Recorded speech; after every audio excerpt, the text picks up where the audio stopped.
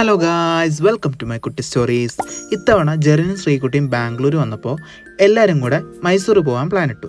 പോകുന്ന വഴിക്ക് സ്നേഹം പിക്ക് ചെയ്തു. നമ്മൾ മൈസൂർ എത്തി ആദ്യം സെൻറ്റ് ഫിലോമിനസ് ചർച്ചിലാണ് പോയത്. ഏഷ്യയിലെ തന്നെ സെക്കൻഡ് ടോളസ്റ്റ് ചർച്ചാണിത്. എന്തൊരു ഭംഗിയാണെന്നോ, നമ്മൾ ശരിക്കും വേറൊരു രാജ്യത്ത് നിൽക്കുന്നൊരു ഫീലാണ്.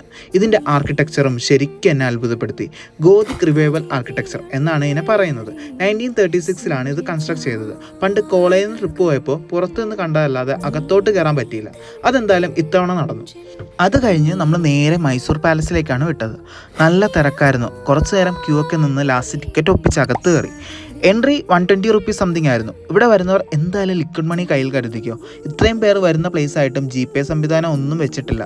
എന്താണോ ആവോ. ഇവിടുത്തെ ആർക്കിടെക്ചറും പെയിൻറ്റിങ്സും ഈവൻറ്റ് ഹോളൊക്കെ കാണേണ്ട കാഴ്ച തന്നെ. ഇതിനു മുന്നേ പലവട്ടം വന്നിട്ടുണ്ടെങ്കിലും ഇപ്പോഴും അതേ അത്ഭുതത്തോടെ തന്നെ ഇത് ആസ്വദിക്കാൻ കഴിയുന്നു എന്നതാണ് പാലസിൻ്റെ മറ്റൊരു പ്രത്യേകത.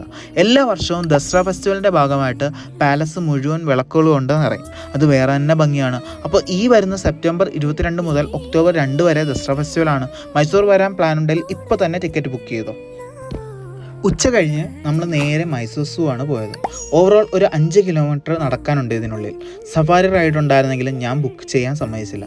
സൂ ശരിക്കും നടന്നു കാണേണ്ട കാഴ്ച തന്നെ, അത്രമാത്രം ഉണ്ട്. 2 അവർ എടുത്താണ് നമ്മൾ സൂ മൊത്തം കണ്ടു തീർത്തത്. അപ്പോൾ മൈസൂർ വരുന്നവർ ഈ പ്ലേസസ് മിസ്സാക്കല്ലേ. വേറെയും നല്ല പ്ലേസസ് ഉണ്ടെങ്കിൽ കമൻറ്റ് ചെയ്തേക്ക്. അപ്പോൾ അടുത്ത വീഡിയോയിൽ കാണാം. ബൈ.